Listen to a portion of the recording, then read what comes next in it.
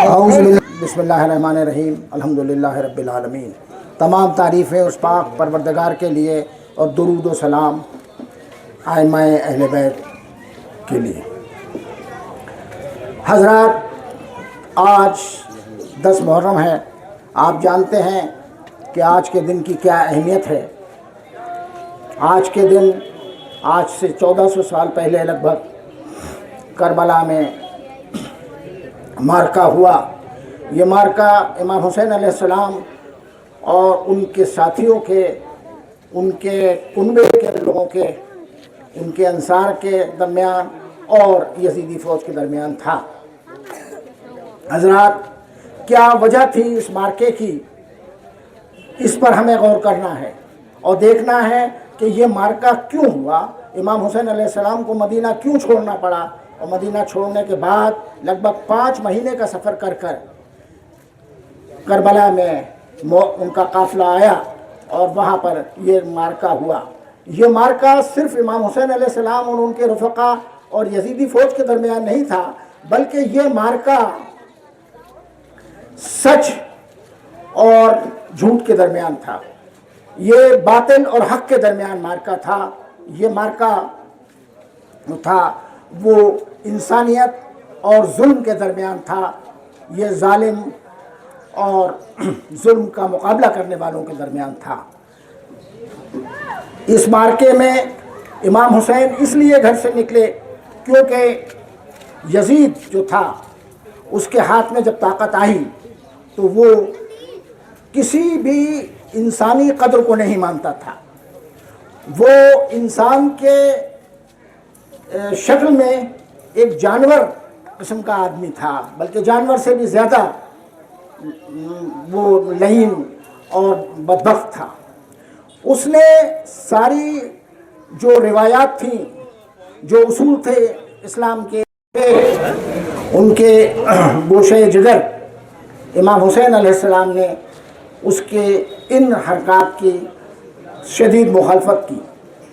اس نے چاہا کہ امام حسین علیہ السلام وہ نہیں کر سکتا، اس کی حکومت میں نہیں شامل ہو سکتا، اس کو اپنا قائد نہیں مان سکتا کہ جو یزید کے اصولوں پہ چلتا ہو۔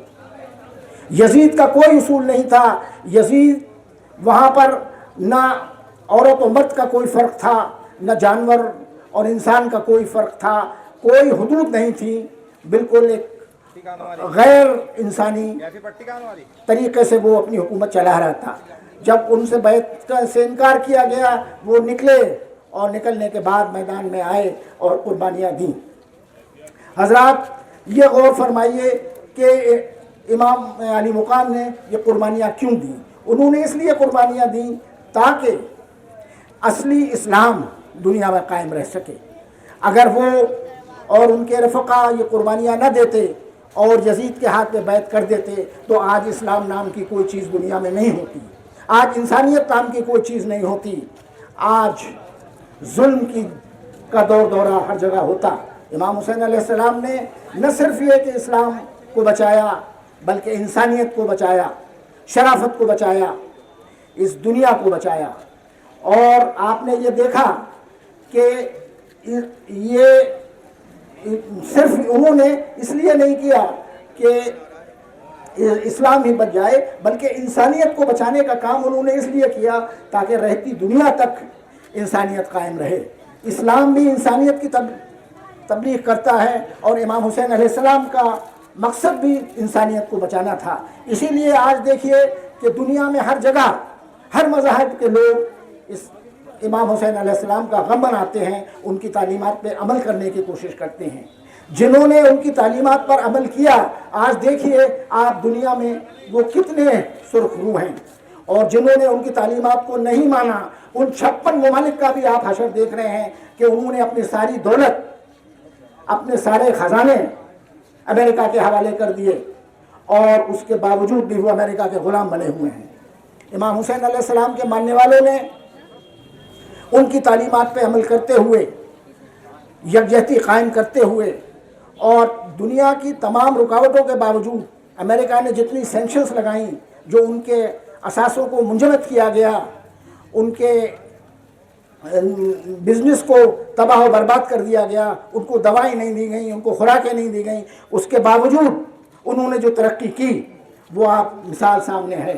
اگر ہمیں صحیح اسلام کی تبلیغ کرنی ہے، اسلام جو ہے وہ انسانیت کا مذہب ہے۔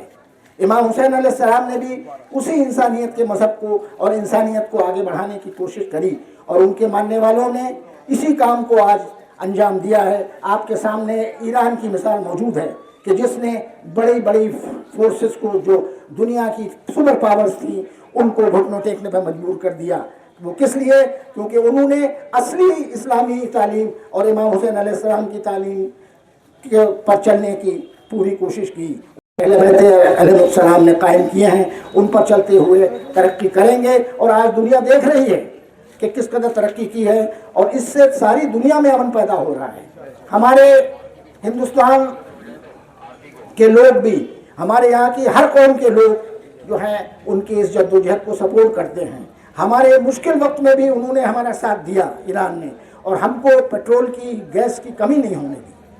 انہوں نے ہندوستان کے عوام کا اور ہندوستان کی حکومت کا بھی شکریہ ادا کیا کہ ان کے ساتھ یہاں سے جتنی ان کی اعانت کی گئی، جتنی مدد کی گئی ہے۔ میں زیادہ وقت آپ کا نہیں لوں گا، میں یہ چاہوں گا کہ یہ سلسلہ جو ہمارا محبت کا بنا ہے یہ قائم رہے، ہندوستان اور ایران کی دوستی ہمیشہ قائم رہے، اور انشاءاللہ قائم رہے گی۔ اس سے ہمیں بھی فائدہ ہے، ایران کو بھی فائدہ ہے۔ ہمارا کانسٹیٹیوشن، ہمارا آئین، ہمارا سنویدھان ہم کو یہ اجازت دیتا ہے کہ ہم اپنے مذہب کے مطابق، اپنے عقائد کے مطابق زندگی گزاریں۔ یہ اصول، ایسا آئین میرے خیال سے کم ہی ممالک میں ہے کہ اتنی، آپ یہ سمجھیے کہ اتنی خوشی کے ساتھ، اتنے سکون کے ساتھ یہاں پر ہم اپنے عقائد کے ساتھ اپنی عبادت کر رہے ہیں، اور اپنے تمام جلسے، جلوس اور عبادتیں پوری کر رہے ہیں۔